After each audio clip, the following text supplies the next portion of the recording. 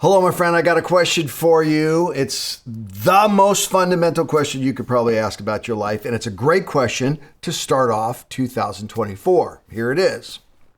Why do you do what you do? What's your motive? What's behind it?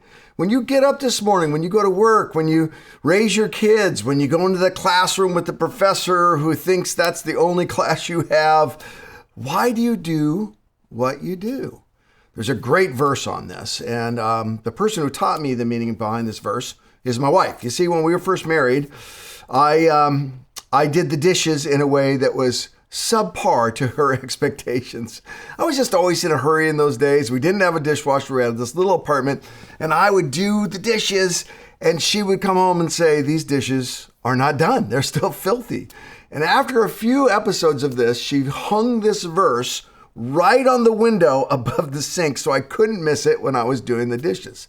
Here's the verse. It's from Colossians. It simply says, "Whatever you do, work at it with all your heart, as working for the Lord, not for human masters, since you know that you will receive an inheritance from the Lord as a reward.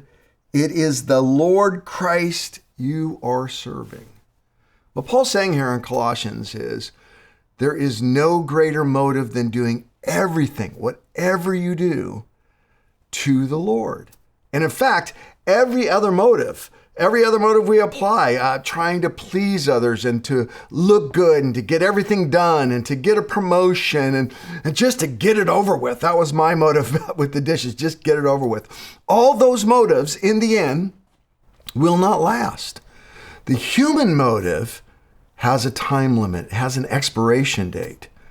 But when you take the grace of God, the undeserved, unearned love that God chose you and died for you, and more importantly, gave you a calling. We've been talking around here about this idea of never settle. And it doesn't always mean live this giant heroic life where you do all the greatest things. It means when you're doing your dishes, or you're kissing your spouse goodbye for the day, or you're saying a kind word to a depressed friend, or you're sitting down to do the homework for that class you hate, you do it because Christ loves you and redeemed your life. What if all of us just started 2024 and re-examined our motives and said, "God, everything I do, little, middle, and big, I'm going to do it because you love me and have a calling on my life. I'm going to put my hands to those dishes, make sure the water's hot enough, make sure I get every plate sanitized, put them correctly in the dryer." That's what she hated. I had them all jumbled in there. And I'm going to do it because, well, that's the life you've called me to, and that's the love you've given me.